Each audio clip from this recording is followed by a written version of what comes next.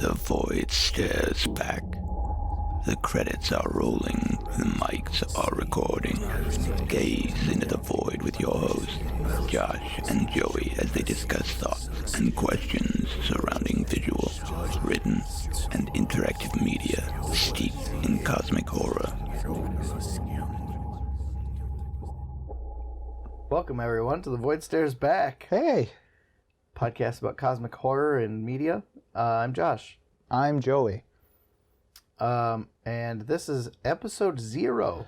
Yeah, so we did an intro and we're going to redo it. Welcome to the redo. Episode 0 is titled as such because we've recorded some stuff already and now we're going back. Time's a weird thing. Let's just start there. Yep. Time's strange. We'll get into it. You'll hear about it a lot in other episodes. But we wanted to interrupt the release flow with today's episode, which is on The Lighthouse with Willem Dafoe and Robert Pattinson. Yes. By some other names that I don't remember.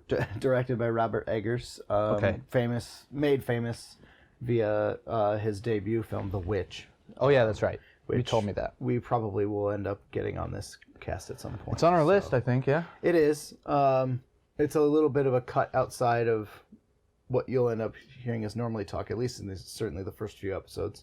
But I think that there's enough discussion to be had that it's worthy of an inclusion. As you'll find out in the coming months, we like to talk. Full stop.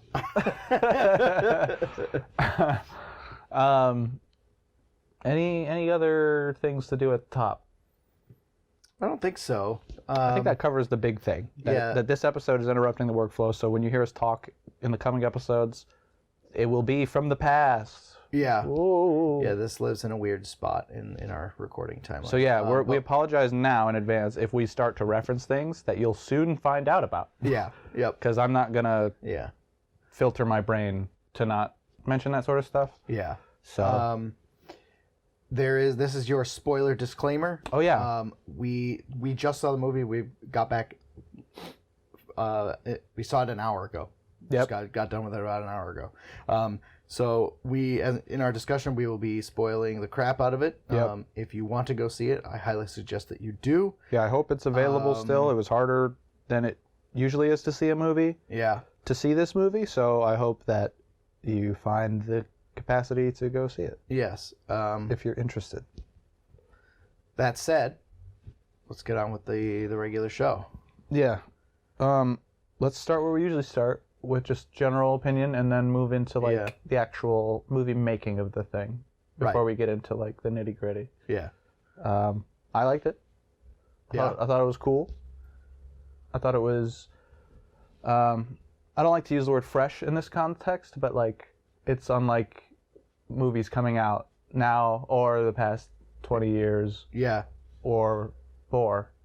Right. Or what, it's not solely one of a kind per se, but it definitely did that small camp of movies justice, I think, that sort of break the mold and, it doesn't just go straight to DVD and that sort of thing. Right. Yeah. I loved it. Yeah. Yeah. I thought it was very, very well done. And I kind of agree. It doesn't.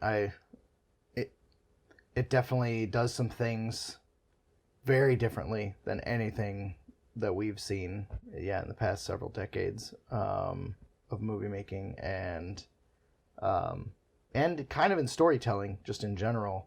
Sure. Does some really cool stuff in the way it feeds you this story. Right. But it also there are points where you definitely can feel where its foundations lie and stuff too. So sure. But yes, really top quality in terms of how it was made, how it was acted, all that kind of stuff, which we can talk a little bit more about. But yeah. Well, before we get into the acting, because that's kind of a big deal. Yeah. It was shot in 4:3. Yes. Which I did not know. I didn't either, actually. And I was not aware of that. It was funny because we walked into the theater and I was preemptively mocking the screen for having a weird curvature. Yeah. And then the movie starts and I thought it was just going to be a weird 4:3 opening sequence, and then the whole movie was in it. Yep. Yeah. It never opened up to widescreen. I don't know how it was shot, if it was like post-cropped or if it was just shot that way.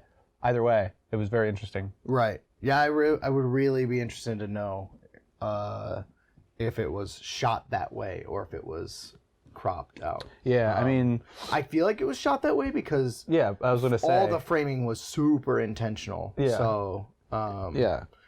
I was going to say, like, it seems like the kind of thing that you don't want to have to account for later. Right.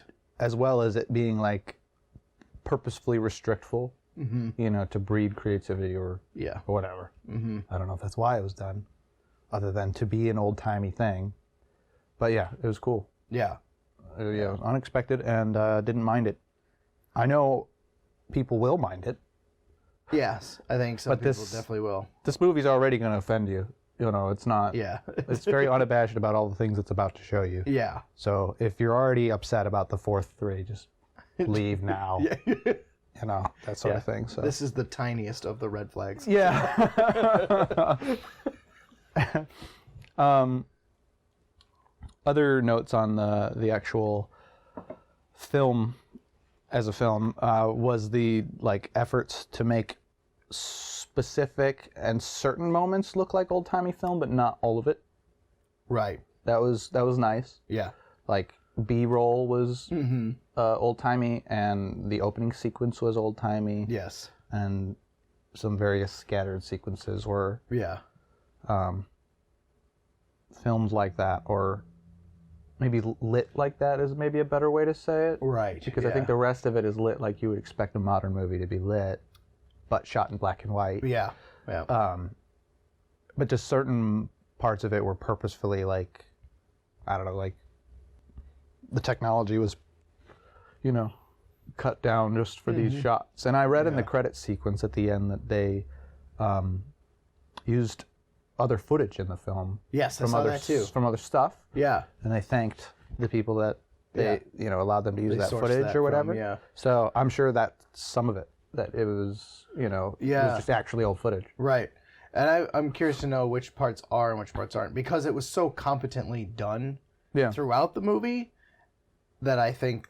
Well, I think all the parts that looked like it probably just were, and then they just like stitched a movie to it very, very nicely, like you said. Yeah, but it was effortless, like the way it transitioned from scene to scene. Because the very opening sequence was that way with two silhouettes. Yes. And that's probably, if I had to guess, CG over what the actual old-timey shot was to put the two actors there. Yeah. But yeah, no, it was cool. Yeah. Yeah, it was really, really neat.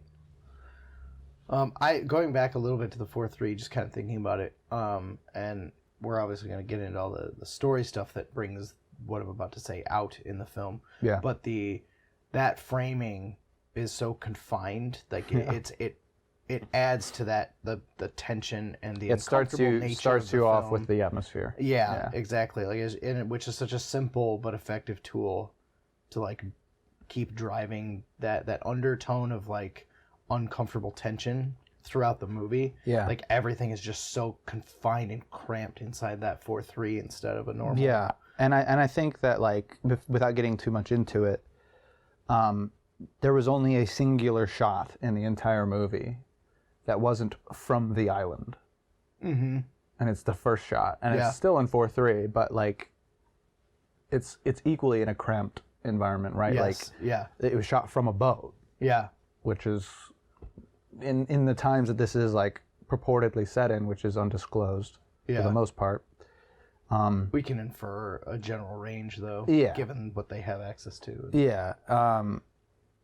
But like, you know, traveling by boat back then sucked if you didn't know. Oh yeah. Yep. It wasn't great. So it was like, you know, most likely equally as miserable as the coming events. Yeah. If not slightly less so, but we'll get into why. Yeah, and as I understand it too, the speaking just like the miserable nature of everything, the two actors, you know, Dafoe and Pattinson, said that this was the most miserable shoot they'd ever done for a movie in both of their careers. Yeah. That it was just grueling. I did read some weird stuff, but I never trust that stuff. Yeah. As more than like publicity stuff. Sure. Yeah. Some of it's obviously probably true, but Yeah. yeah, I could see it. Mm-hmm. Looks like a miserable time. Because they shot it on location as well. Yes. In New Zealand, I think it said? Nova Scotia. Nova Scotia. Yeah. It would start with an N. Yeah, up in Canada. So nice cold sea spray everywhere all the time. That was one of the big things I remember reading an interview directly with Pence and him saying that they just had to do so many takes of specific scenes. A lot of the wheelbarrow stuff they did multiple times, and they were just spraying him with water the whole time. And he said, I didn't want to talk to anybody when I didn't have a line to deliver. I just went away, and I didn't want to talk to anyone unless I absolutely had to. It's like it was so just cold and miserable and wet, and I mean that's kind of helpful for the acting job that was performed, I imagine. yes, yeah, to force you into the mindset of being there, being awful, awful conditions or whatever. What was I saying? I don't know. Before that. Just about how the shot, like there's no preamble to the story. There's no, there's no after where it isn't cramped. It all takes place. Yeah. In one place, and then that, like you say, the shot lending itself, or the resolution ratio. I don't know. Both. The way it was shot. I don't know movies if you haven't figured it out. You will. Yeah. Don't worry. They'll figure it out. They'll figure it out. You'll come to. They'll know that I don't know what I'm talking about. But yeah, it all lended itself really well to set the tone. Yes. It also does like a lot of really cool stuff to enhance the tone when the tone shifts. Yes. But we'll get into that in a second. Let's talk about the acting. Since we touched on, the conditions the actors may or may not have been put through. Incredible. Yeah, it's really crazy. Yeah. I thought it would be... I mean, obviously, there's something to be said about getting it right, behind the scenes, and this isn't a live performance, but like having exclusively 2 actors carry a movie. Yeah. Because they have to. Mm-hmm. To write a movie that way is also got to be tough, as well as to act it. Yeah. But like, pretty top notch. The accent work seemed really good. Yes. I don't know enough about the accent that Pattinson was attempting, but he sounded good. Yes. He was consistent. Yes. Which was what. Yeah. I just don't know how true to life it is. Because I don't know where it places exactly. But no, it was cool. Felt New England-esque. Yeah, sometimes. Yeah. Right, and like he had different elements when his temperament changed, but he was definitely. It seemed like he was living in it prior to shooting, so it was cool. But yeah, no, I don't really know what to say. It's really good. Yeah. Yeah, I don't really have any commentary against it being just just flawless, just really solid. Willem Dafoe delivers like 30 lengthy one-shot monologues of convoluted old speak. Yes. That's like so impressive. I want to know what the take count of all of those shots were. Seriously. Because, it's kind of insane. Yeah. I was blown away as the first one was happening, and then the rest I was just like, okay. Yeah. And it gets bigger and better and longer, like with every single one of them. Yeah. Until the crazy, may Neptune strike you dead speech was just wild and jaw-dropping. That's kind of captivating. That's one of also the big moments of like seeing acting done really well is just like the unashamed frothing at the mouth. Yes. That you have to get to deliver that is to be applauded, I think. So. Yeah. Well done, you two. Yeah. Yeah, I hope they get some sort of nods from any of the award circuits in the industry, because that would be... Yeah, I mean, from my understanding, that like it's critically acclaimed already, this movie. Yeah, so. oh yes, yeah, very, very much so. Especially in like the film festival circuits, I know have acknowledged it and then some. Yeah. You know, but the only one that most people that the public ever cares about is like, oh, did it win an Oscar or not? And so we'll find out in a few months, I guess. But that'd be kind of crazy. I hope if it so. did. Yeah, I hope so. It would be really nice. It seems like the kind of thing that like the guild would, you know, care about. Yes, because they're kind of weird sometimes. I think so. But yeah, but yeah, no, acting's great. And I think as a slight contrarian opinion, it probably had to be. There was no choice. Yeah. This movie would not be able to exist without that. No, yeah, it could not stand up if these two didn't pull their weight. So yeah, super sweet. I don't know what to talk about first. There's a lot going on. There's a lot of crazy stuff. So this particular episode of the show here is a little bit different from all the others in that we went to see a film in a theater, and usually we see it right here. Yep. And then we turn the movie off and we turn the mics on and we go. It's in our intro. So it's all exactly. So it's all fresh. Yeah. Is the point. And we had to drive 45 minutes. Yeah. To a theater that was showing this from where we are. And I've not had to wait so long to speak about something. About something that I wanted to. So, forgive me if I forget stuff. Hopefully, with our powers combined. I was gonna say I'll be right there with you, so we can cobble together this movie again. Yeah. Yep. Because there's some underlying themes that I noticed while watching and was thinking about bringing up that I have currently in this exact moment forgotten for now. Oh no. Okay. No, I remember it all of a sudden. It's all coming back to me. Now I just have to remember what it's called.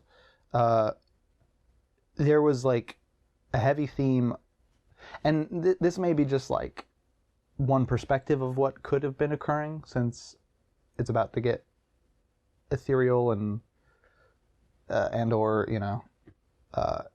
insanity based, our conversation. Yeah. But there was a lot of interplay between Tom and other Tom, which we'll call Winslow. Winslow. Yeah. Yeah. So Winslow is Robert Pattinson, and Tom is Willem Dafoe. Yeah, his last name's Wake. Wake? Yeah.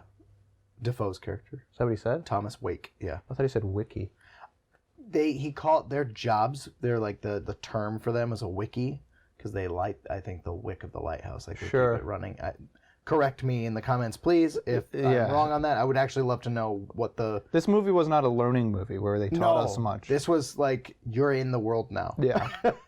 We are now holding your hand. Yeah. But they said wiki a couple times. I knew that, but I thought he said it again when I thought he did too, as well. and then when I read the credits as they're going, it's Thomas Wake. Okay. Yeah. So Thomas Wake and what was the first name of?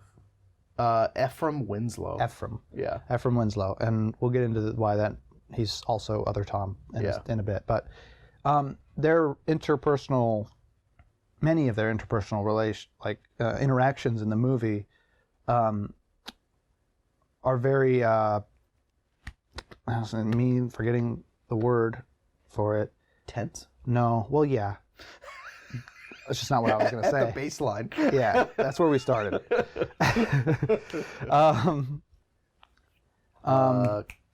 Kurt? It happens in relationships when one partner is manipulatively discrediting the feelings and gaslighting.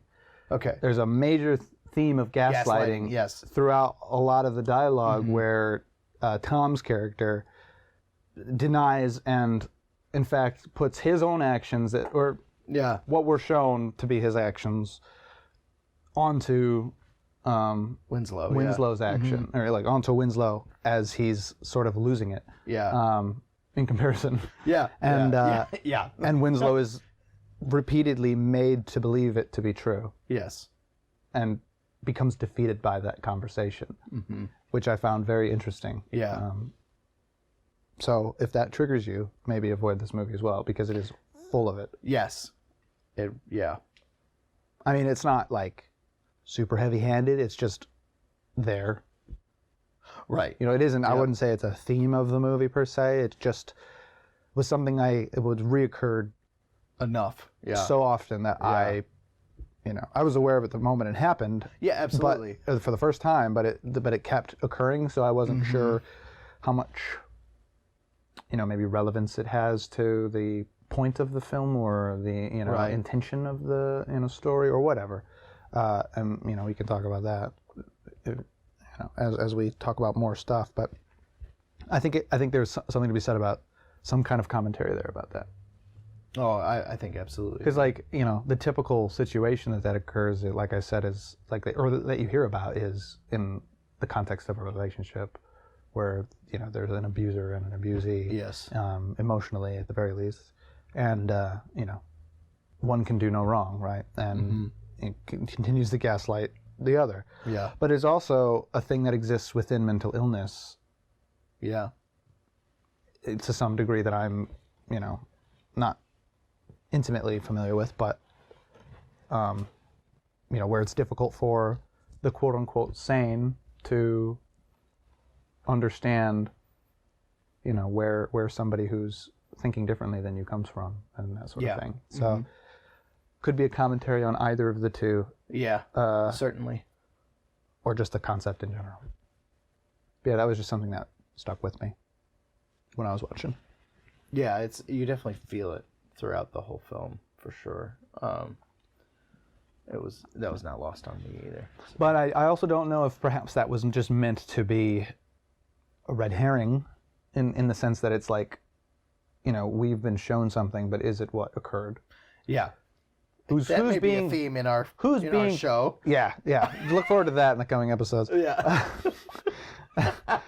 Who's being gaslit? Is it us? Yeah. Is it good old Robbie boy, whatever his name, Pattinson? Robbie boy. Robbie boy. Yeah, me and him were real tight. Yeah. Oh, Robbie boy down the street. where we live 45 minutes away from the nearest theater that showed his film. Yeah. He's right down the street. Yeah. He wants to get away from the hubbub, the bustle. Oh man. Live out here in He the went all the way to the boondocks. Lighthouse to do it. Yeah. But yeah, no, I think that's at least one of the two. Commentary on the concept in a literal sense, or Yeah. an obfuscation of the truth. And then, a way to instill mistrust in the viewer about perhaps what it is that's going on.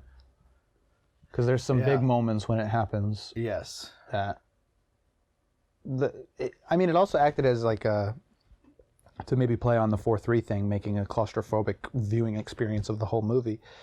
It also acted to create unease in the viewer, or at least me, I suppose. And the whole movie does this the whole time, pretty much from the beginning.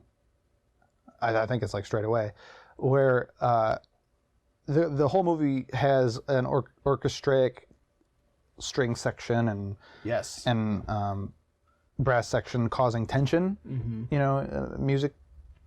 Musical tension. Yeah. Mark Corbin did the soundtrack, and he did the same soundtrack, it's the same guy who did the soundtrack for The Witch, so he's paired with this director before, and Okay. that is also just as impactful on the film and the experience. And, Right. But I think the weird thing about the usage of the soundtrack in this film, or the usage of music in the film, is that it's also a red herring in that you're meant to experience tension from it, or maybe expectation is the right word, as if like a jump scare were arriving. That kind of kind of cue timing. It swells and Right. builds and But it does it all the time. yes. except for the moments when shit's going down. Right. And so you're like, okay, so you're immediately like, your expectation is that like, okay, this is only going to get crazier or whatever. But then the way the movie's edited and shot, every time it gets to the point where you're like, this is about to break. Like, it's a levee that's about to break. It cuts to something comedic. Yeah. Every single time. Yeah. Every single time. And it's like, but it's also expertly done to hopefully wrap up this long run-on sentence I've been spewing in a way that isn't predictable in traditional movie beats, right? Yeah. The swelling whole movie isn't predictable in traditional exactly, movies. and it's weird because well, yeah, that's basically what I'm saying. It's like it's shot in 4:3, and then the music shows up when it wants, and then when things are getting crazy and people have that look in their eye, it cuts to them like slow dancing, or whatever, and it's just like really silly, and like I was stifling laughter. Yeah. Because we were alone in the theater with some other old couple. That's it. It was just It was just the my two girlfriend groups. and two older folks. Yep. In this giant theater. And I thought they were just gonna leave Yeah, I wasn't at sure. some stage, Yeah. but they stuck it out. Those troopers. Yeah. I mean, they could have been big film. Maybe they're writing a podcast too. Wait, this is written? Oops. What's my line? I don't know. I've been improvising this whole time. No, we're gonna transcribe it. Oh, okay. We'll write it from after. this. Yeah. We'll write it in post. Yeah. But yeah, no. I mean, Yeah. Everything in this. I didn't Just know defied any expectation. Yeah, I didn't know how to like prepare myself for whatever I was about to see. Yeah. Which is, I think, very intentional, right? Yeah. It wanted to keep the audience completely in the dark the whole time. Yeah, it was cool. I think it did that job very well. Yeah. I mean, it never felt like it was going to be a spooky movie or anything like that. I didn't mean to imply that, because it isn't a spooky movie in the traditional sense. But yeah, it was definitely unnerving, I guess. Yes. Yeah. Very much so. Speaking of like being in the dark and not knowing what to expect, like because it happens pretty early on in the film. Yeah. Let's talk about his first vision, Pattinson's character. Very, very early, his first night there, he has this dream of the logs. the logs, and then there's a floating body, and then he's just wading out feverishly towards this body. He's right? walking toward it, and then sinks, and he's underwater, and there's this mermaid siren screaming at him from far off in the water. Yeah, swimming towards him or towards the camera. Anyways. Yeah. Yeah, it was sweet. It was. It was great. Yeah, it was great. I think that was one of the moments too that the footage we talked about may have been used of her in the water. It felt Footage of her. So the underwater footage of a mermaid Yeah. seemed much more old timey than the rest Did of it? this movie. It did, especially compared to any other shots that we get of the mermaid in the future. Oh, just that one, you mean? Yeah, just that one. Yeah. Maybe. I mean, that was clearly CG work, Yeah. so it could have been like made to like be a part of it as well. Yeah. If it wasn't. Mm-hmm. I didn't remember noticing it at that moment, but you could be right. Yeah. Yeah, it just felt that, or the effects crew. I was gonna say because In that's the kind of post. shot that didn't exist back then. Exactly. No, I Right, know, and that's yeah. why it was weird because it was just so flawlessly made to look that way. Yeah. But in any case, yeah. What did you make of that whole The first scene? sequence when it happened? I mean, when it like out of context, I didn't know. Yeah. You know, it was all of it was set up that I was unaware of about a bunch of shit. Yeah. Yeah. But as far as like, you know, at the time I was just sort of like just letting myself take it in. I didn't really have any strong opinion about it other than enjoying the shot. Yeah. I was like unaware that it was a vision. Right? Yeah, It was well, and- it was yeah. cut in such a way that, you know, You just have no idea. it's just happening on the Yeah. screen. It doesn't look different. It Yeah, because isn't- the shot right before that, he's getting explained his duties, right. and then he's performing his duties, Yeah. and just sees the logs, Yeah. and kind of like notices them, and then they just start to you know. He just keeps walking towards them in a daze. Yeah, the one part of like that log shot that was like felt slightly surreal that I questioned whether or not this was actually happening was like the one log turned completely 90 and just started going towards him. But like then all of them were floating that way, and I was like, okay, maybe there's the tide is bringing them in and whatever, and but yeah. And then when we get to the mermaid, I was like, oh. Well, yeah, it wasn't a mermaid at first is the point, though. Right. It was a garbed corpse face down. Yes. And then, turns it over and it's a woman or whatever. Or was that a later vision? That's a later vision. Yeah, you're right. This one he doesn't even get to touch it. He doesn't make it to it. Yeah. Yeah, he sees it from far away. Starts going out, gets closer. We get one more shot of it, kind of close to him, and then it's him, like a close up on him, feverishly, like, and the water's up to his neck, and then and then he's just underwater. Yeah. And, yeah, I mean, what about you? I mean, kind of the same. Like, I obviously didn't really have too much expectation after that, other than, okay, this is going to some places that I wasn't expecting, and I just want to know more about more mermaid stuff. More mermaid stuff. Give me more mermaid stuff. Well, we'll buckle right in, buddy, because this movie's full mermaid stuff. Yeah. I really enjoyed the way it was cut, though, to make me guess. Sure. On whether or not it was surreal or actually happened, and then he wakes up, and you're like, okay, because you still aren't 100%, right? And that's kind of a trope of dream sequences or visions in a lot of movies. Anyways, you're like, did it not happen? You know? And because the time in this movie is also a little loose. It's also completely obscured. Yes. Yeah. Yeah. So, I mean, there's even a literal point in the movie where he's upset at it. Yes. Punches a clock. Yeah. But yeah, like that, the way that it's cut together makes you doubt even what you saw leading up to, the day of work and being explained his duties and stuff. And it's like, did that part happen? Was it a part of the thing? Was it a part of the dream? Right. Yeah. Mm-hmm. I don't know. I don't either. It's interesting that it did occur immediately. Yes. When he arrived, as far as we're aware. Yes. Yeah. Yeah. Again, I say it was his first night, but I'm only led to believe that it was. It's the first night we see him. Yeah, sleeping. Be woken by something. Yeah. Yeah, I don't know. I mean, what other visions occurred shortly after that? Do you have them memorized and cataloged in order? Because it's all a big blur to me. I was, in a non-usual sense, I was just like in for the ride. Yeah. I was just buckled. I wasn't as analytical as perhaps I usually am with this show. I don't. His next one isn't. Well, okay. I guess we have to ask the question.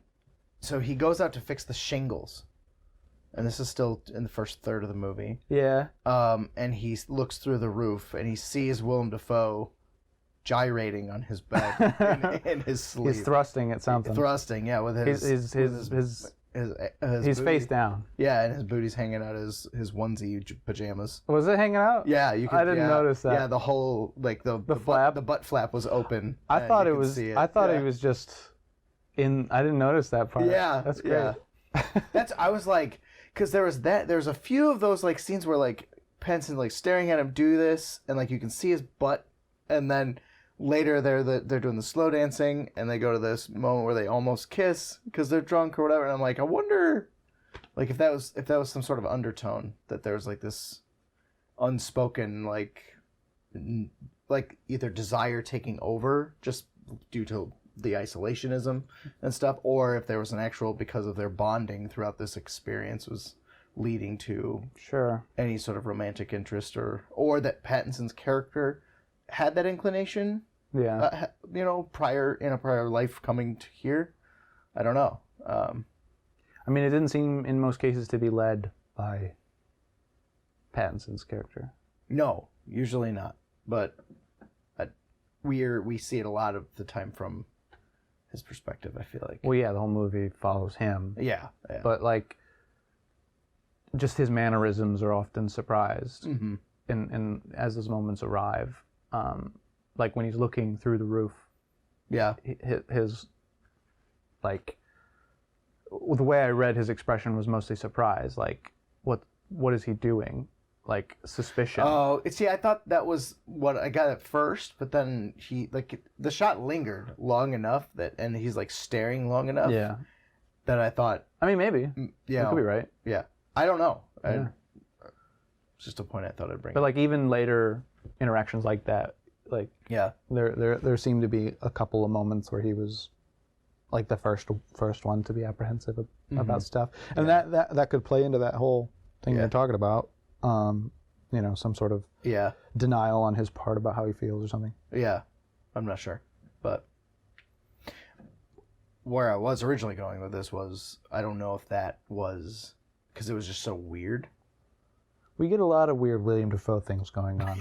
We absolutely do. But I think that is amongst the least weird we see of Willem Dafoe. Sure. That Robin thrusting in his sleep. Yeah, that was the least weird. Okay. I'm surprised. Yeah, I don't know how you didn't notice the butt flap being open. No, I thought for whatever reason it was like, because I remember seeing him in his little onesie, like long john thing, whatever that thing they were wearing was. Old timer pajamas. Yeah, I guess. Yeah.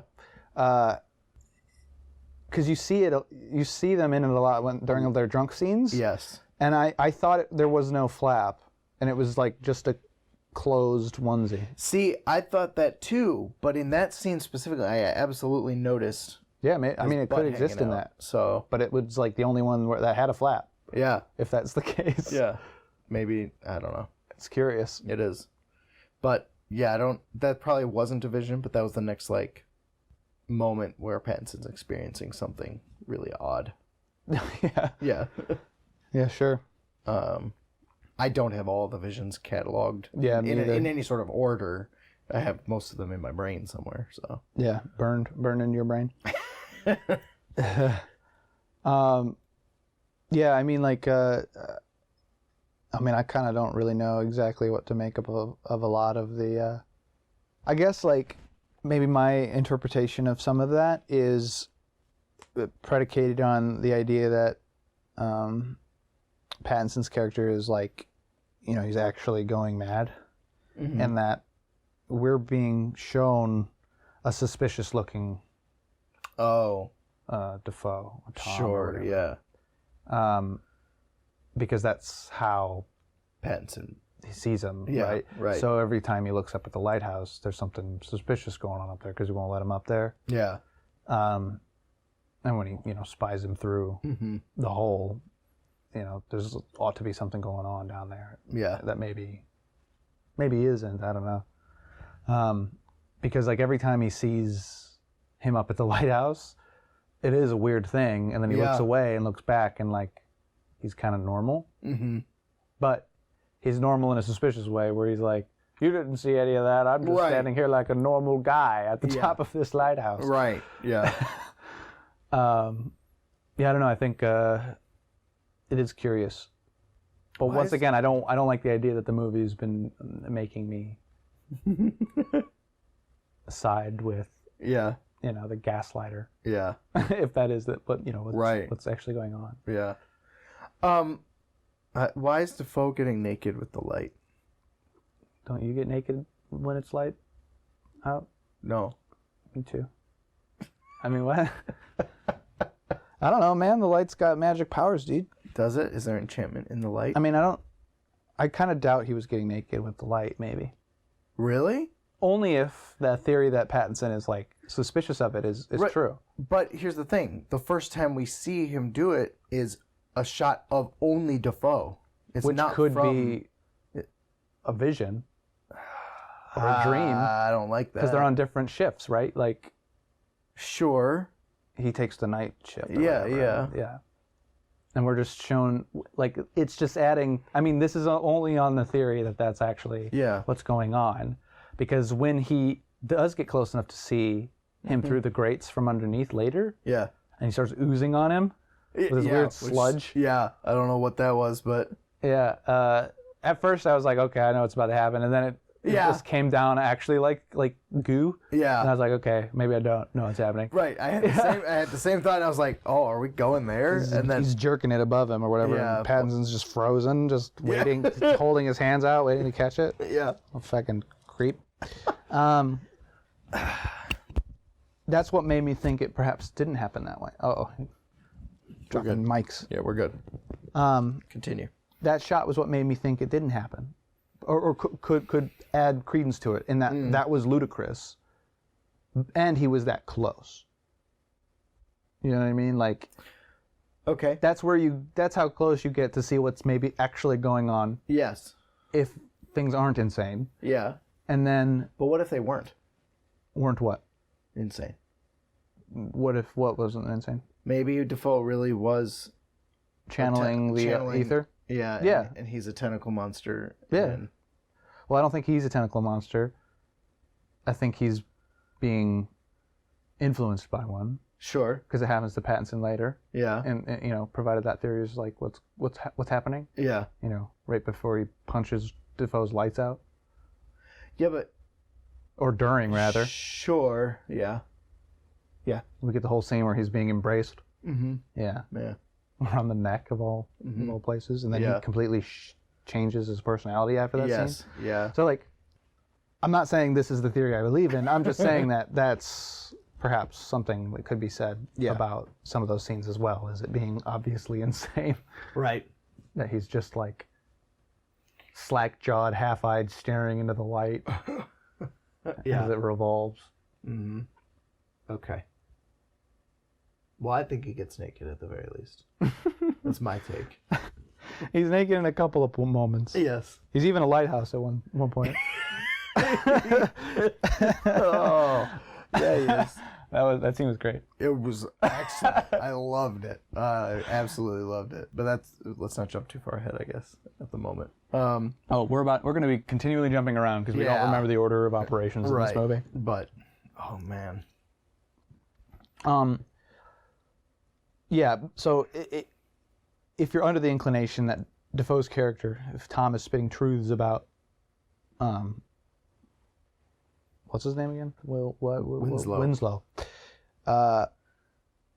This will be a running theme on the cast as well. Enjoy forgetting character names.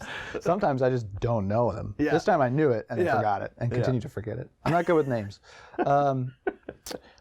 Michael Winslow, the sound magician, he's Yeah. he's going crazy in the Lighthouse. So it's he's making all sorts of noises. What was I saying? Defoe spinning truths. Right. If it is true that, you know, we're to believe that Winslow is you know, going mad or is mad, then I think, you know, most of the movie gets explained away in a boring way, right? Like, Sure. Yeah. it's just like the half-truths of a madman. Yeah.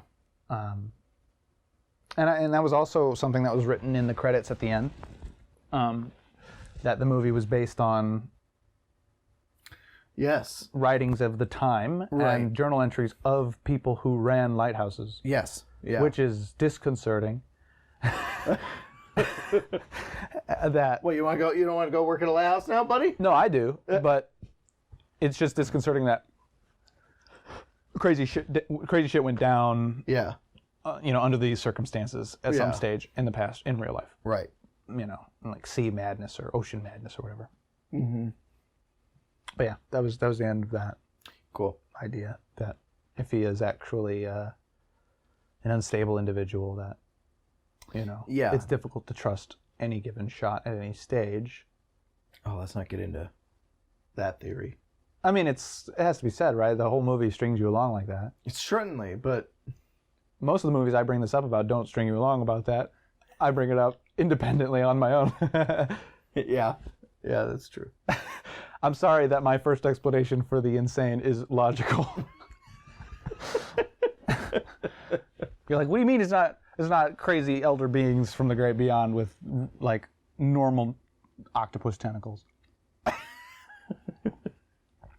Earth octopus tentacles. Yes. Yeah. But yeah, I don't have a lot of extra nonsense to add to the theory that he's an unstable individual, and then, you know, the sequence of events we experience is, you know, born from a delusional mind or something like that. Right. Because like even the ending scene would be the kind of thing that a delusional mind might imagine is occurring to them as they're slowly dying at the bottom of that staircase. Yes. Right. Yeah. You know, so it's quite a leap in time there in the other theory between those two moments. Yes. Yeah. Because like, you know, in line with that idea also, there is a lot of cause and effect that occurs in the logic of the movie, in that Winslow, he settles in, feels a bump in his bed, Yep. digs through a hole, finds a little mermaid Yes. token that he pockets as fat material for later. Yeah. Immediately has a mermaid vision, Yep. you know, in chronological order. Tom tells Winslow of the events of his previous mate, finds a head later, Yep. you know, and like, it's all like Yeah. a snowball's, you know, a tiny pebble causing an avalanche, Mm-hmm. where it's a single moment in time can be traced back to what became of his erratic thinking. Yeah. And I think even the supernatural could play a part in explaining away the insanity as well, right? Like being in contact or in proximity to elder beings in this sort of mythology causes people to go crazy. Yes. You know, it isn't, Yeah. I'm not saying that Pattinson's character is just inherently insane and then showed up to the kind of job you shouldn't be placed in under his condition or something like that. Right. Yeah. Yeah. No, it's Both it could can be explained away that way, but Yeah. But yeah, I mean, I would probably prefer that version over like actual contact. Yeah. Yeah, I think so. And I think that like even some of the symbolism in this movie could be argued that it isn't eldritch. Oh, I don't. Yeah. You know, right? Like, Yeah. I'm not sure. it's not that exclusively. certainly not. No. But they talk I'm about- not even sure that it ever was intended to be. I don't know about that. I mean, maybe. I'm not saying it's like to the point of a Lovecraft story Right. inspired by the mythos of Lovecraft, Sure. but like, yeah, Yeah. I think we're, without saying it, agreeing.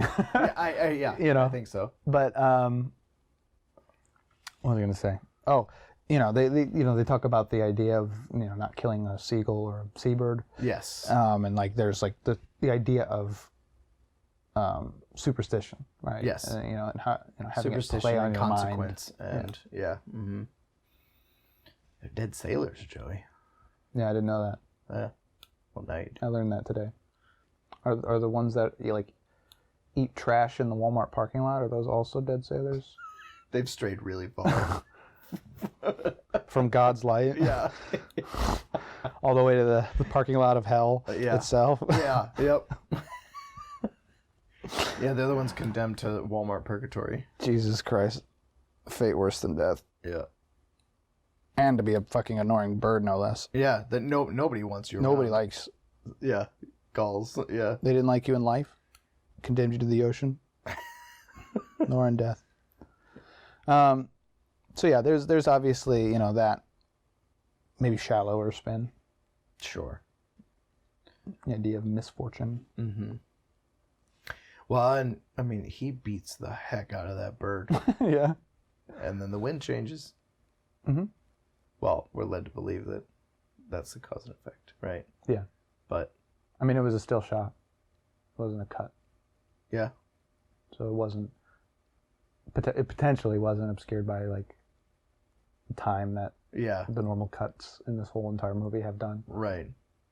Did we see? Wait, I mean, I didn't really pay attention hard. Did we? We didn't see the no animals were harmed in the making of this production. I wasn't looking. I wasn't either. Is that something that's normally on there? Yeah, Really? yeah. I'm sure they didn't beat to death a seagull On camera. and then release it as evidence to the world that they committed a heinous crime. Yeah, that's true. I think Cannibal Holocaust kind of ended that stuff. For And a lot of most people people. are responsible for letting that happen Yeah. because it was not a two-man set. No. That scene though was very long. Very. Him just Yeah. turning Taking out- that bird into a towel. Yep.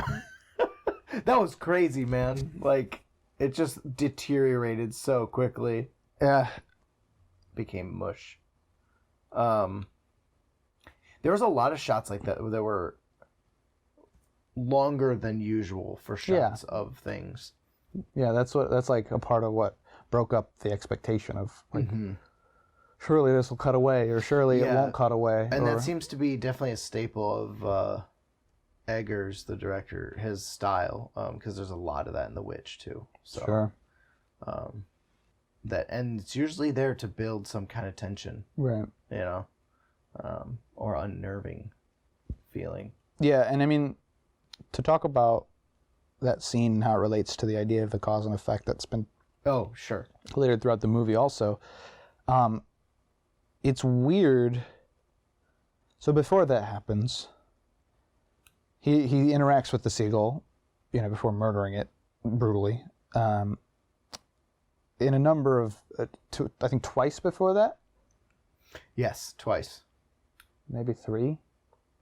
Because there's the one by the door, there's Yes, the tapping on the window. And there's the paint. When it starts ripping at his pant leg after he falls from the paint. Right, and then the paint. So yeah, there's three. And like, throughout, the bird just continues to annoy him. The bird has one eye, Yep. so he knows it's the same bird each time. Yes. Yeah. During that, after the first interaction where the bird is just sort of blocking his way to get into the shed or the machine room or wherever. Yeah. I forgot what they kept calling it.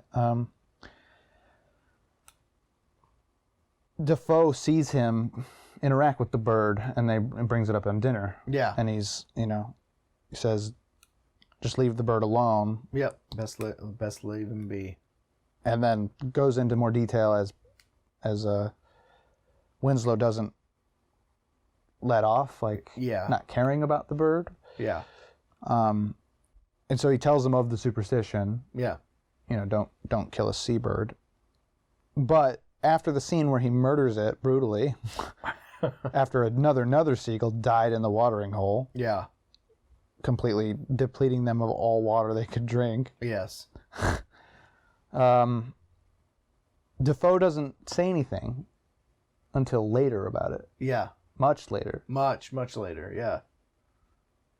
Was there a moment after he beat it to death that he looked around to see if he was caught? Because I feel like there was a shot of him looking up at the lighthouse. It wasn't a shot of him looking at it. It panned back to the lighthouse. No, before that. Okay. I don't remember vividly enough. if 'Cause he it- did. Yeah, because it seemed like he didn't get caught. Yeah. No, I don't think he did. Because like later he's like, sounding guilty, and they have an interaction where he's like, he brings that up. He's like, Yeah. "You got something on your mind," or whatever he says while he's Yeah, tinkering inside the He said no. where he leaves his tobacco. Right. Yeah, he goes, no, but I could use help with those boards. Or something like that. Yeah. Because they were going to wall up because the storm was coming. Yeah. So that was also maybe another point in the column of it's in Winslow's head. That he murdered the bird? No, that. Well, I don't know, maybe, but like the point of Tom not bringing it up for ages, but being so afraid of the idea at the initial, he punched him in the face I think during that same conversation. Yeah, he just gets walloped by Dafoe. And this is the first time you see any kind of like serious aggression or emotion from either of them. Yeah. Two very stoic characters up until that point, very early in the movie. Yeah, I think we get a couple like chuckles from Winslow here and there before that, but like that's the first and that was right before he got punched. Yeah. Same conversation. Yeah. Where he's kind of mocking the superstition. Yeah. Huh. Because like the idea that he was perhaps, mentally ill prior to the events of the movie, which it sounds like he was, if some of the stories he tells about why he's there is true. Or at least haunted and made to be that way through the trauma of the event. One of the two. Yeah, I don't know that I fully believe that he was before, but definitely. I think he could have been, right? Like the idea that he wanted the guy dead before it happened. Things like that. You know? And how he wasn't very fazed by it. This is the only thing he could think of after he saw his foreman die, was that he could go for a smoke. Yes. That's what he said. Mm-hmm. And that's like psychopathic behavior, sociopathic stuff, perhaps. Where was I going with that? What were we just talking about? Well, we were on the topic of like Pattinson's character. Being unstable beforehand? Being unstable beforehand, and like the gap in time from being... Right. The gall being brought up. I remember now. Yeah. It was just that I think the credence to that being perhaps true could also be that this is a movie of somebody who experiences that kind of treatment from a perspective of somebody of that kind of mind. Because he's treated identically to how he was when he left his logging situation by Tom. Right. And he's called a dog, and he's, told that he's worthless and he doesn't do a good job and has to do a better job. And, right. Yep. And then later he reads the actual diary that is kept of his work, and it's all negative, and right. that, he won't be getting paid after this, but hasn't been told that until, so it's all like, somebody from an unstable place being continually mistreated and talked down to, and which leads up to a breaking point. It just happens to be quite a severe breaking point of murder. Yeah. Twice over to some potentially. Depending on how truthful his story is. Man, speaking of that murder. Which one? The second one. The Dafoe. The one on camera. Dafoe's monologue being buried alive, too, was insane. Actually, just incredible. That also makes me think that it is. Yeah, I don't want to just take away from what you're saying. It was awesome. Yeah. But that scene also makes me feel like Pattinson's character is crazy too, because like he's being buried alive after being treated like a dog, literally being led by leash. Yes. Yeah. But he's talking uninterrupted by the events of being buried alive, in the same way that has been annoying Patterson's character throughout the entirety of the film. Right. So he can't shut him up. And like, this is his effort to do so, or something like that. And that's what it sort of spoke to me as. And then he remembered about the key and stopped. As far as like a motivation for why maybe that could exist within the framework of the insanity theory. Sure. Yeah, I didn't really think about it in that light. Because that's like, maybe not right after, but like the beginning of that series of events is him like finally standing up for himself and like screaming his head off at Tom. Yeah. And that was like one of the major points, was that he's just like, he just wished he would shut up. Yes. He's always, he's a caricature of himself and like all this other stuff that he's saying. Yep. And like to his deathbed, he's still being buried alive. Yeah. Still, he won't shut up. Yeah. Which is great. There's even a moment of doubt that gets created by Tom himself. He has a moment of dialogue after I think maybe it's a different scene. They're all blending together for me. But it might have been when he takes the knife off him and he puts it in the stove, where he says that he's imagining that Winslow is imagining him. Yeah, it's right It's during that entire scene of him. Yeah.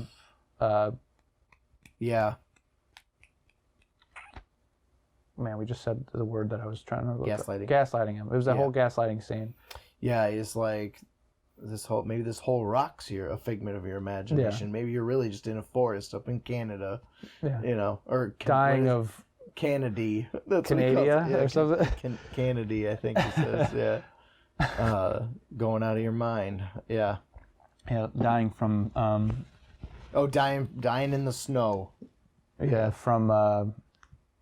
Frostbite. Frostbite. Sorry. Yeah. Mm-hmm. So yeah, he like actually has dialogue about him not being real. Yeah, but I really like that the movie up to that point hasn't given you anything concrete enough to suggest that what Willem Dafoe is saying isn't possibly true. You know, like I was like, yeah, maybe he's right. Maybe the end of this movie is gonna be Pattinson's character in the snow, dying in the forest. Like, I'm like, I hope not. You know, but there was a moment in there where in that he could have monologue, been. I was like, still just imagining the seagulls as he dies. You know. I suppose that's true. That was an interesting little ending, like a little allegory thing. The Promethean tied to the rock, having his innards eaten out by birds over and over again. Well, that's Pattinson being the stuck on the rock and yeah. To say that's the final curse that Dafoe utters when he's being buried. yeah. Yeah. Mm-hmm. Curses him to that fate. Yeah. A lot of stuff going on in this movie. Yeah, dude. Yeah, we bounced around all over the place. There's no way to do this movie in order. No. Not after having waited so long to talk about it. I think even if we had, we'd still be jumping quite a bit. That's true. That's So. true. I think, yeah, I don't know. I mean, like, do you want to, like, talk on the otherworldly take Yeah. on it? Sure. I mean, that's Because, like, why I we're don't... doing what we're doing. Sure, I guess. I just mean that, like, you know, from your perspective. That was less of a let's talk about it and more of a could you enlighten me about how you feel about it? Because you know me, I'm less of a proponent of that, you know, at first glance than just acknowledging that that it exists. Sure. Well, I don't know that don't know that I'm utterly convinced that there is any truth to it being wholly otherworldly. Sure. I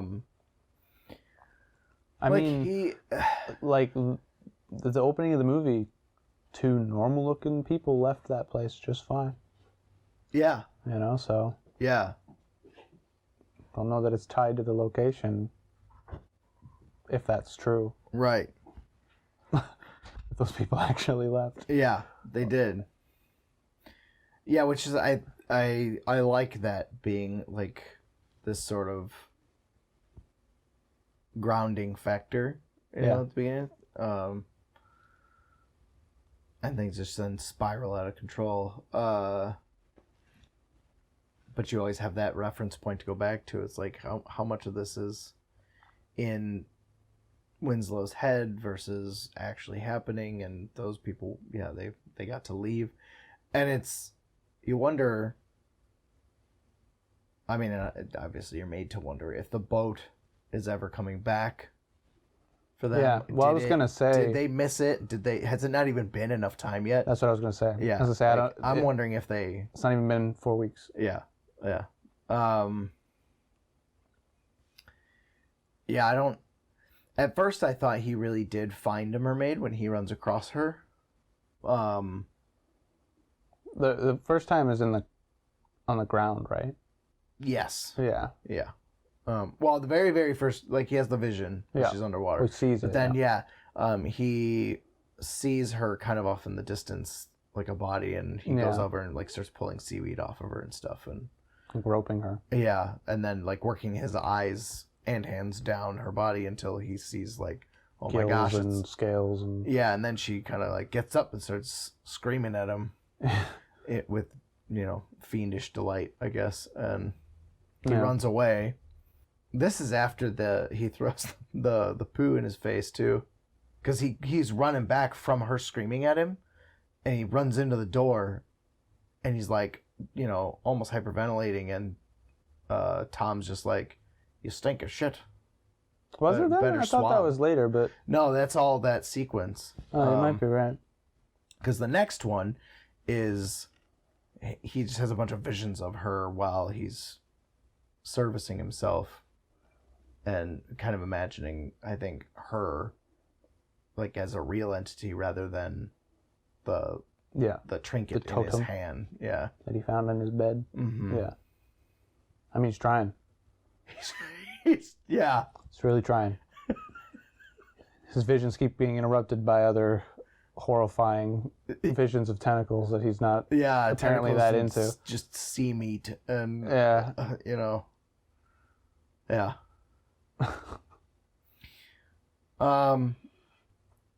I'd like to believe that like there's something weird going on with the lighthouse itself, or like the light, and it has some kind of influence over. Well, I mean, one explanation could be that Dafoe's character actually does have some sort of component relationship with it, right? And that he, in his naked light viewings and his mantras and his weird chanting, brings about something, right? Whenever he visits. I kind of believed it throughout most of it, because you are hard pressed other than, I think it's one of the two theories, right? It's either Pattinson has something going on, sure, or there's something otherworldly happening with Dafoe and his right. I mean, his presence on. It also explains why Dafoe would be weird. Yes. And react to things strangely. And yeah, absolutely. And like you even like see him very early on after he hits Winslow over the comment about the gull, and then he like immediately has remorse over it.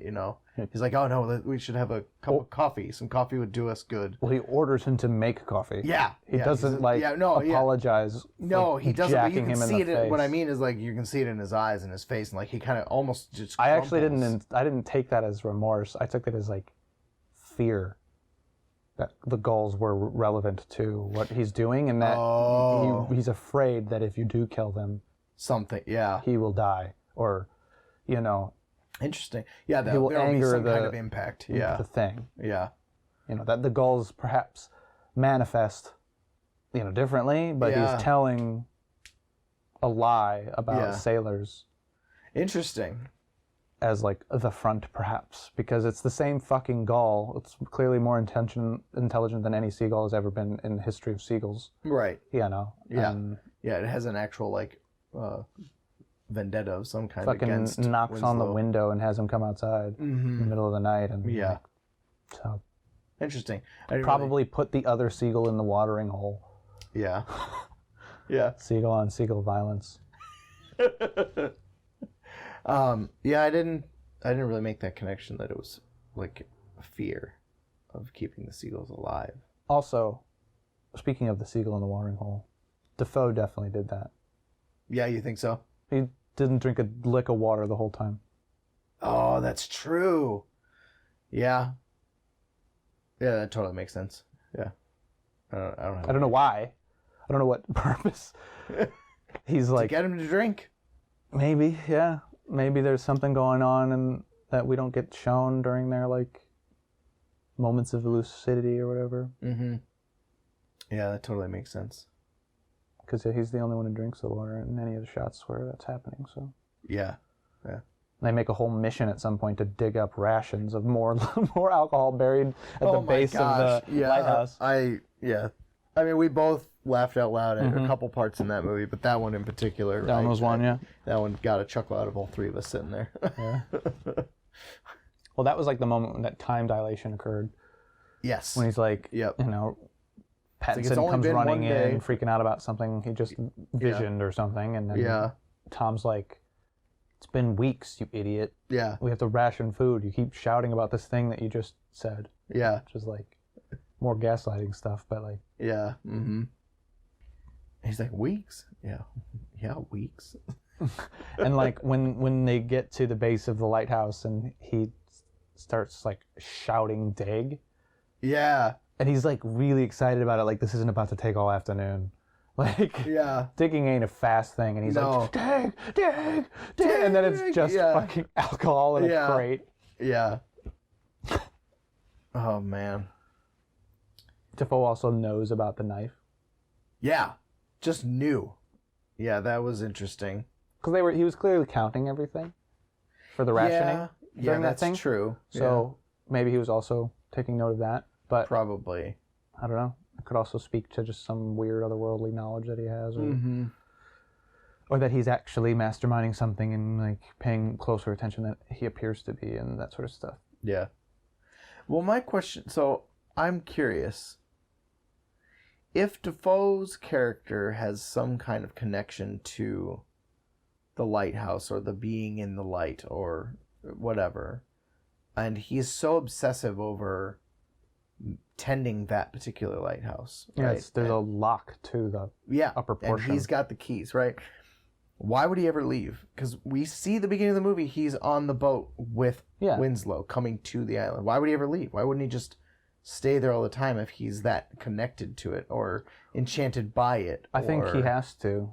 It's part of the job, maybe. Sure. And to keep up appearances, he has to... Yeah, probably. I mean, if that's the theory. Huh. Because like within, traditional tales where there's like a weird madman mastermind, they exhibit such behavior, right? Where it's like they're not actually masterminding anything. They're just like high level, high functioning, manic people. And that would be the kind of solution to that problem. Like, quote unquote. Because I've got a feeling that like the other people who are, in charge of tending the light, don't treat it with such a reverence, right? Yeah. Right. Do you think the story about Dafoe's previous worker, was true, or was he? What's the story he told? I forget. That he saw enchantment in the light, went mad. Just that in general. I don't know about his death or whatever. Okay, yeah, let's talk about that. Because when did he tell that story? It wasn't right away, but it's not. It's still in the first half. Right? It's still in the first half of the movie. So, but it wasn't on the first couple dinner scenes. It was later. Okay. Than that. Because Dafoe mentions mermaids in that story. Yeah. Yeah, he said he was talking about... He basically described how Pattinson's character does. Right. Throughout this movie. Yes. There was... Well before, it actually starts happening. Right. Yeah, at this point, Pattinson's only had the one vision. Right. Or dream, or whatever you want to call it. And I think we're led to believe that the mermaid figure was left behind by the previous guy. If we're to believe that the story that Dafoe's character tells about his previous worker is true. Sure. Because Dafoe could have planted it there himself. Maybe, yeah. Because then he's in there before. Yeah, and peeing. It's the second scene of the movie. Yeah, well, and we know he's been to this lighthouse before, just in general, right? Yeah, but he keeps coming back, and that's the kind of thing you notice if you're the previous tenant. I suppose that's true. And where's it? Oh. Winslow accuses that totem being his way to control, Tom's way to control him. Too. Right. He breaks in, he's like, now I'm free, and, but I'm wondering if Tom is describing himself to an extent in that story.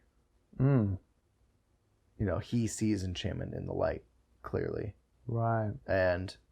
maybe he knows about the mermaids and all this other stuff, these visions, and when he speaks in these big monologues, he's usually referencing some kind of he talks about Poseidon or some other kind of otherworldly sea god, or creatures or whatever, and So has some belief in that, be it, just a loyalty to folklore and tradition, or he actually truly believes in those things. Cthulhu. Yeah, maybe. Slumbers below. Yeah. Off the coast of Nova Scotia. Dagon. Leading all the deep ones. I don't.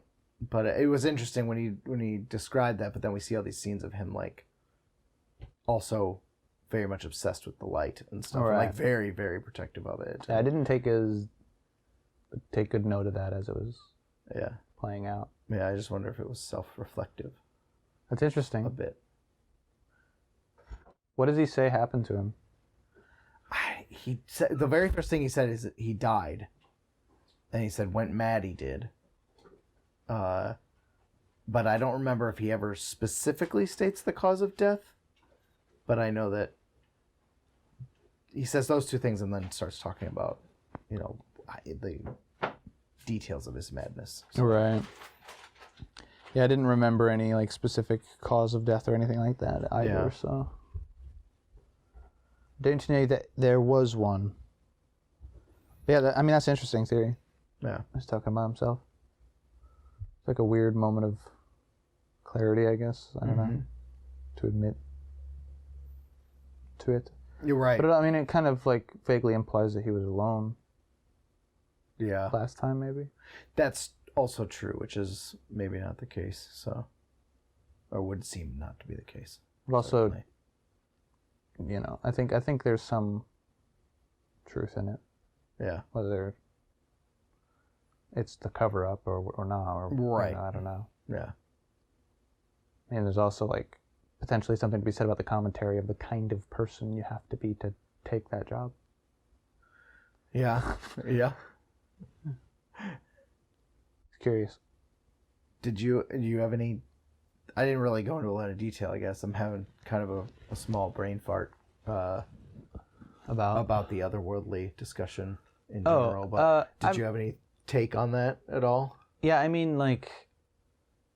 there were a couple moments when it felt more like that than not. One of which was the "you spilled the beans" scene. Yes. Where you can hear his voice very clearly. Yeah. And it's slightly echoing, it's farther away from where we are, or if it's Winslow's character or whatever. Yeah. Because in those moments, we also don't see Winslow moving anywhere. It's just pans through. Yeah, the camera just slowly follows it. But the audio volume never changes of him saying, "you spilled the beans." Yeah. And then he gets to the top of the lighthouse, and then we finally do see Winslow. Yeah, roll over himself. Yeah, what he assumes is Tom's body. Yeah. He flips it over, and it's him looking back up at him. Then he looks back, and it's Tom standing naked. Oh, man, what a great scene. In a weird action pose, a weird yoga pose, staring into his both of sets of his eyes. Yeah. But he's a lighthouse now, and his eyes are shining light directly into theirs. Yeah, and they're now also not on the lighthouse anymore. Did you notice that? Yeah, I noticed that it was a standalone scene. I didn't know if it was somewhere else. Yeah, it's so Winslow sees the body, right? Grabs it, flips it over, and there's still the moment he looks at him.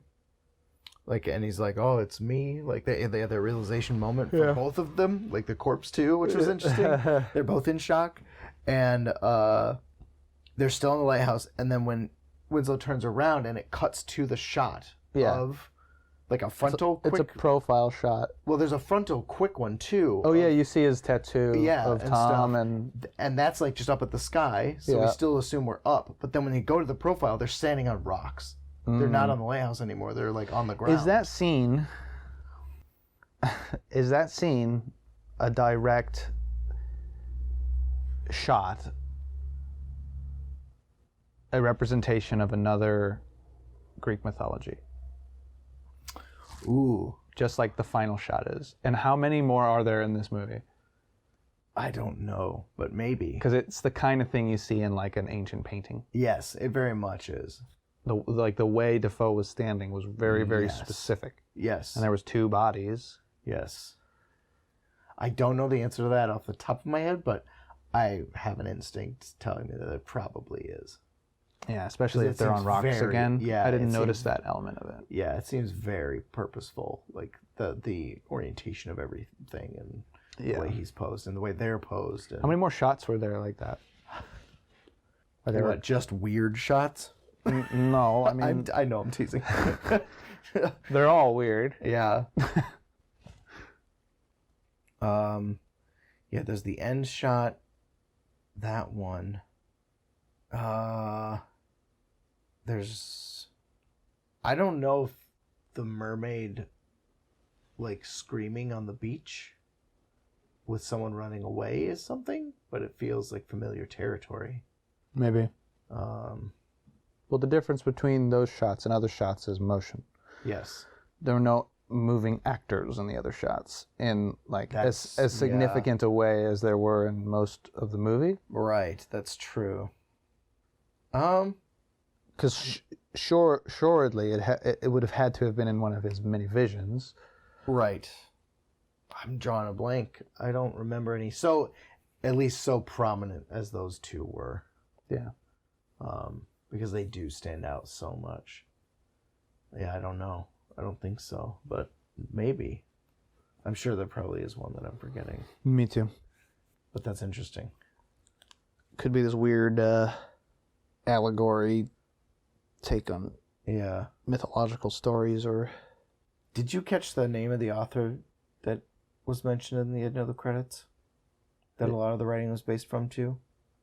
It was a female. The middle name was Orn, but I can't remember the rest.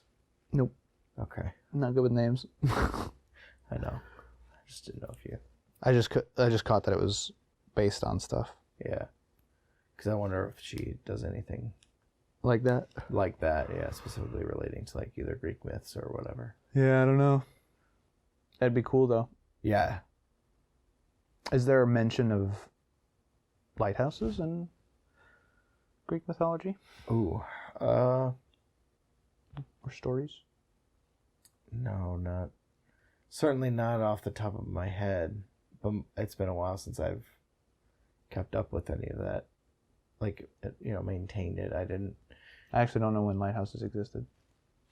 I have to imagine there were like rudimentary things at some stage way back, but how far back, I don't know. Because surely all of those wars that were fought over bodies of water, and then having realized that at night ships come up on land and just fucking destroy the ships and kill everyone aboard, surely had to increase in frequency, and such a problem should be solved. Yeah. Lighthouses... The most famous lighthouse structure from antiquity was the Pharos of Alexandria, Egypt. So yeah, well long enough. Yeah, following a series of earthquakes between 956 and 1323. So yeah, sometime in the first... It's possible that there's stories about it, maybe? Yeah, probably. They were more used as like entrance markers, I know, before they were a big thing for like sailors and stuff. They were like spires at the gates of places as well. So you cool. can see across land and stuff in the dark. Just generally see. Yeah, but... That's cool. Yeah. But in terms of their mention in Greek mythology, I'm not sure. I'm not brushed up on my Greek. Why not, dude? I like Greek mythology, but it's not my absolute favorite, so... Get it together, man. I'm sorry. We're on a podcast. Oh, yeah, we have to be more learned than that. I'm sorry. It's fine. Yeah, I'm not sure. I think if there's any more scenes like that, there's probably only one. Yeah, I think so as well. And I just have no idea which one would like qualify as being visually similar to that. Right. Because the rest are like, got stuff going on and are less like symbolic. Mm-hmm. Because it kind of seemed like, when looking at it through that lens, it felt like Medusa. Casting the gaze to freeze. Yes. Yeah. People, so it could be a weird situation of that. I don't know though, because I guess in some regard, Medusa is mermaid-esque, right? She's like a Naga creature. Yes. Half snake, half human. Right. So sort of has the similar silhouette, I guess, of a mermaid. Snake tail versus a fish tail. Right. Kind of thing. But I don't know. Me either. Well, good. Yeah. I do wish I knew more of the stories that this was based off of. Sure. I think one weird thing that sort of like doesn't explain, and maybe I missed a detail, but doesn't explain my original theory or like perhaps basis of evidence that Winslow was, seeing things or experiencing things that weren't true, and then but acting on them, is his visualization of the actual tentacle shots we get, because we get two. Is there more than two? 3. What's the third? There's the one that he sees through the grates. Yep. And then there's And there's the one during the murder scene. Yes. And then Oh, he's getting the cuts. He's getting during his jerking moment in the shed. Yeah, he sees a bunch in there as well. Yeah. That's never alluded to prior. That's the only thing that isn't cause and effect. Tentacles? There's no mention of octopus. There's no mention of tentacles. Right, yeah. There's no visual of either of the two anywhere. Right, He doesn't find a totem of an octopus. There's nothing. Yeah. He just starts to see them. Yep. It's Cthulhu, man. That's what I'm saying. I'm like, that's like the one credence to something going on. Yeah. I think he's having visions fed to him. Right. I mean, No, I'm saying that's my take on the whole movie. I think that some extraneous force yeah, in posing yep, upon his will. It's will on him, and then kills him, leaves him for seagulls. I mean, maybe. How does he get from the bottom of the stairs over there? Where is it over there? Yeah, just rocks. How did he get from the top of the lighthouse to the rocks when he was naked lighthousing with Dafoe? Yeah. It seems very similar. I think those moments occurred at the bottom of the stairs, Yeah. and it was just like a symbolic interpretation of how he's imagining it, maybe, or Yeah. or perhaps what it means for him to be in that situation. We haven't talked about yet is his experience with the light at the very end. Yeah. And his voice being just a loud static, and Just his constant attempt at screaming yeah, and being unable to. mm-hmm. It's cool. Yeah. I think that's a lot of this story has. The door was also interesting. Yeah. The hatch Mm-hmm.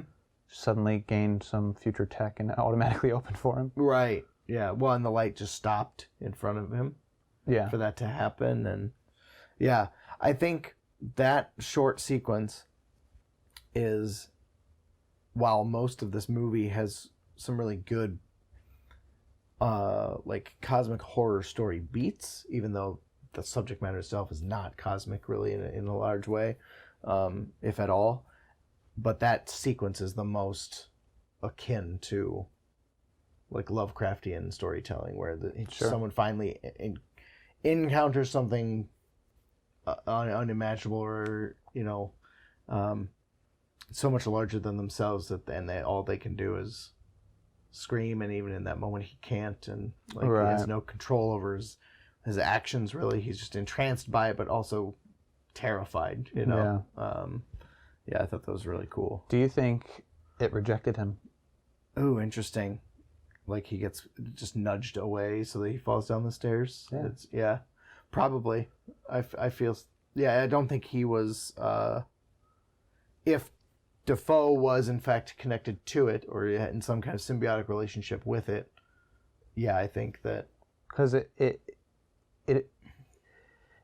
imposes itself during the little fight scene when he's punching him up, and like gives him a backdrop of tentacles and a noose of of a tentacle around his neck, but doesn't restrict him in his movement at all. It just sort of is there. Yeah. And then immediately after that scene, they trade places. Dafoe becomes a shell of who he was and is now a dog man. Yeah. And Winslow becomes Tom. Mm-hmm. He even starts talking like him. Yeah, right. But yeah, then when he tries to go actually commune with the light, he doesn't get to. Right. So Well, that's right before he kills him. He runs off with the keys. But he goes back the for a light's drink. At the very end. No, I know. Oh. Between the dog scene. Oh, right. He does the berry scene where he's like turns back to Tom for a little bit, starts muttering like he usually does. But then he remembers the keys, leaves for back in the house, and he goes to get a drink, I guess, before venturing up the lighthouse. And that's when we get the shot of the table and how the axe is missing. Oh, right. Yeah, and then Dafoe comes running back in. He's like, the light is mine. And then hits him in the shoulder. Yeah. And he doesn't flinch. No. Like, barely at all. Just from the impact. Yeah. And just fucking turns around and... Yep. Hacks him in the face. With one axe. Yep. Or with one hand. Yeah. And it's like... Yeah.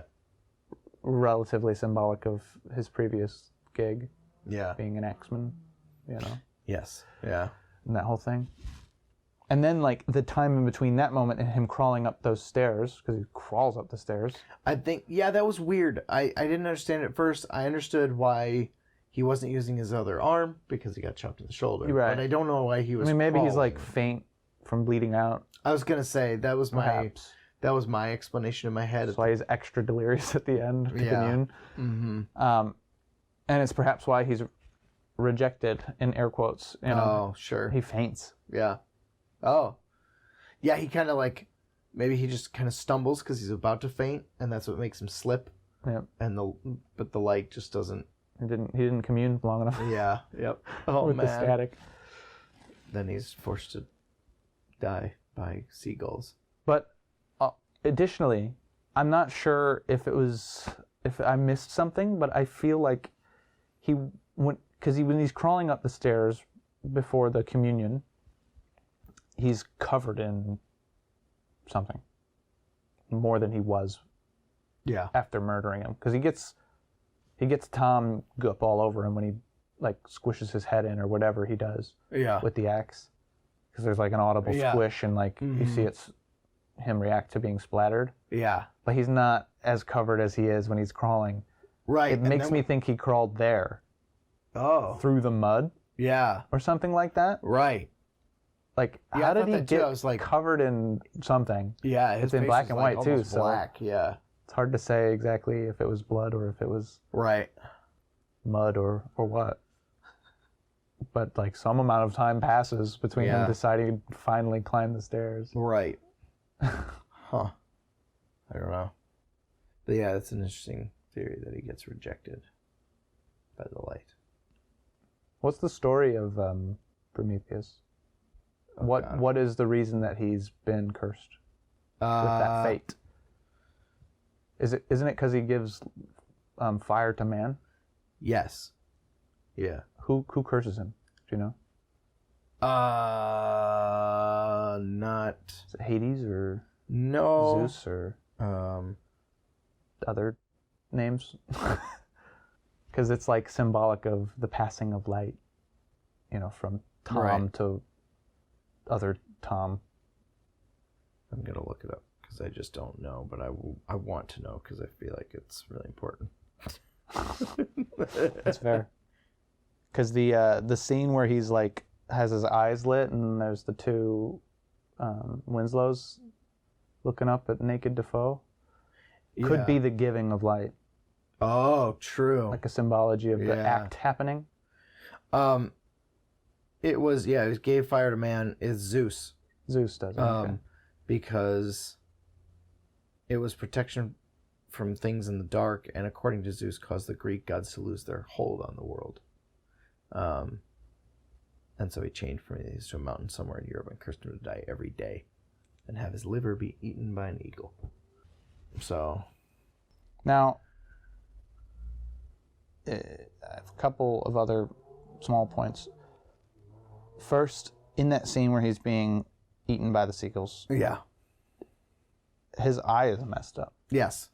much like the seagull that's been fucking with him the whole Right. time. Yeah, I thought that too. What's up with that? I don't know. I also don't know.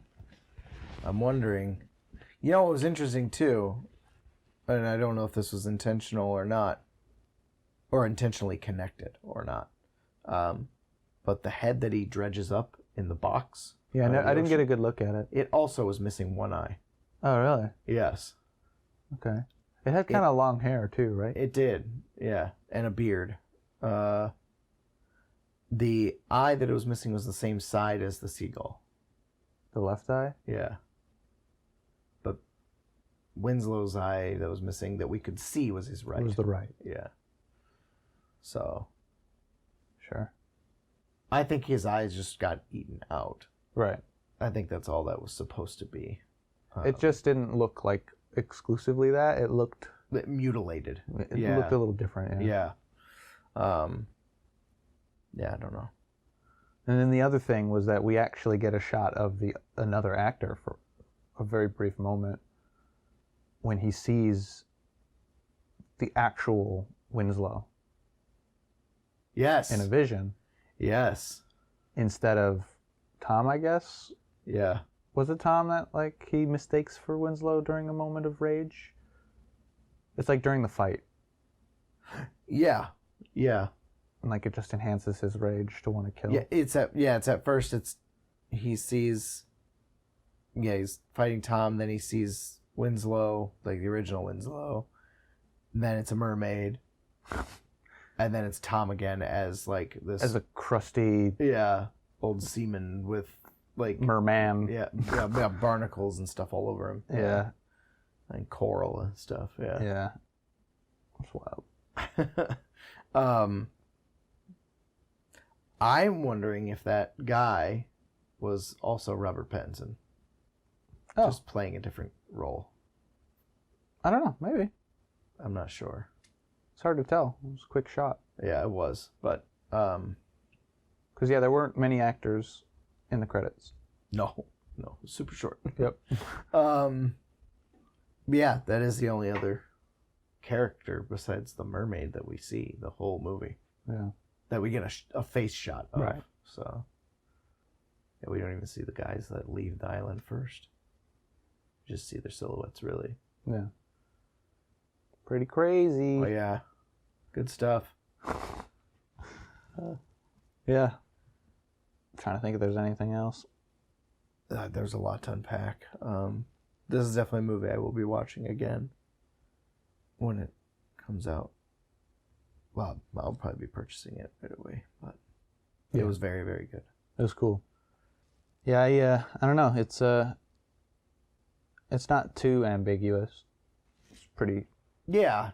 No. narrowed down to a couple of concepts to drag from it. I think the mythology thing is maybe one of the cooler avenues that might have more there. Yeah, I think so too. If you guys at home see it, and we'd love you to make hear some deeper comments. connections than we did, let Yeah. us know, Please do. Yeah. because it will be a while before we see it again. Yeah. At least I would love. least I me. would go if I had the,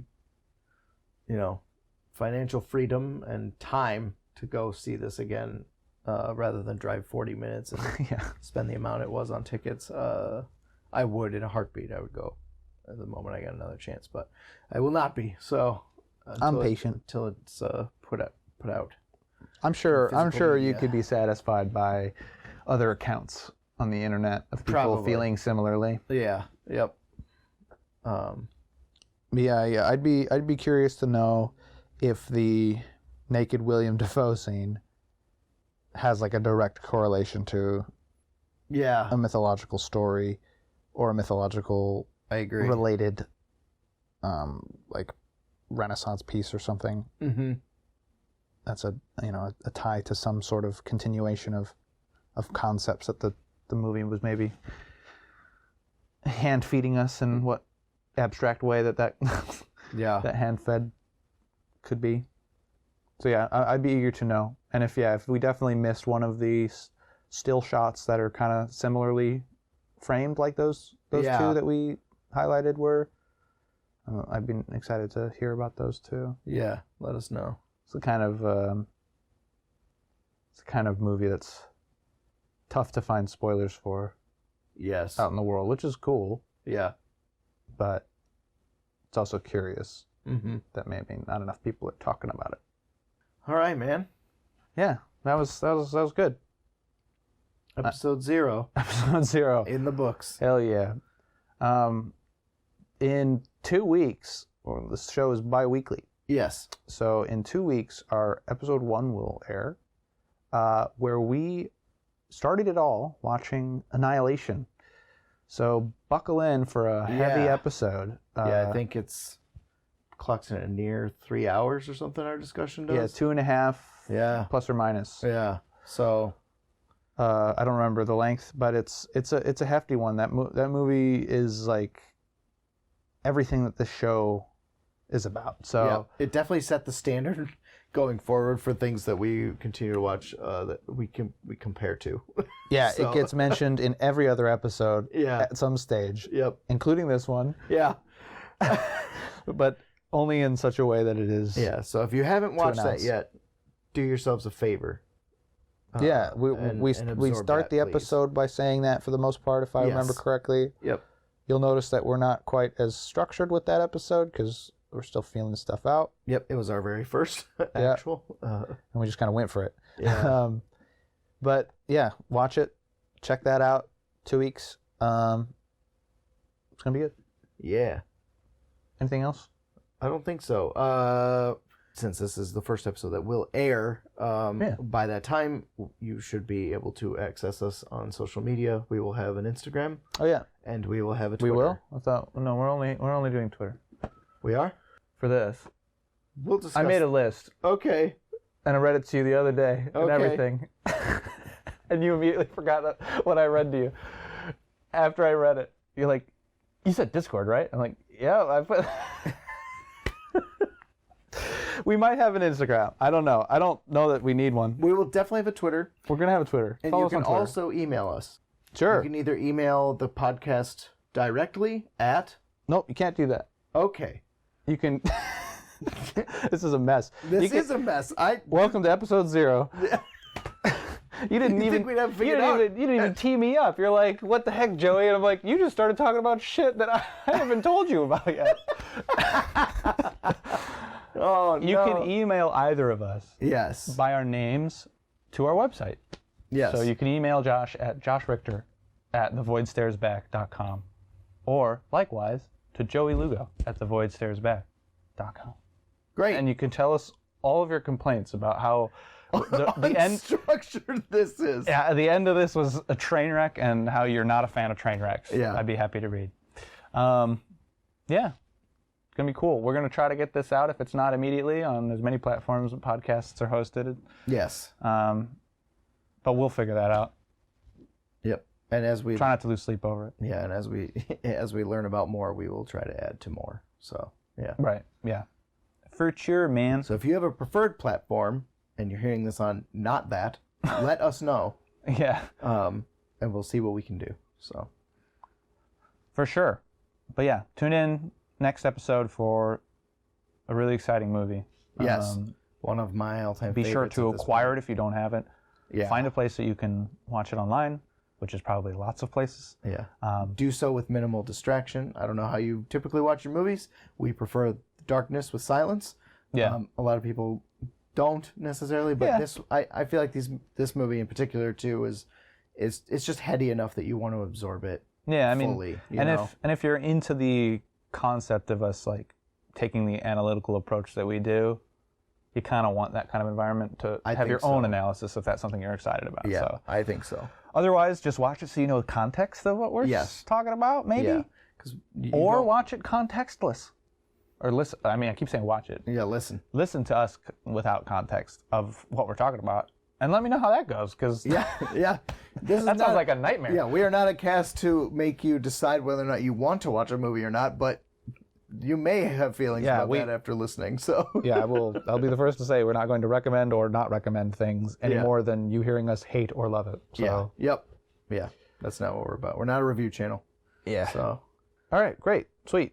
See you on episode 1 from the past. Goodbye. don't stare too long. I forgot that's something we say. I mean, you're welcome to stare too long. Don't listen to him.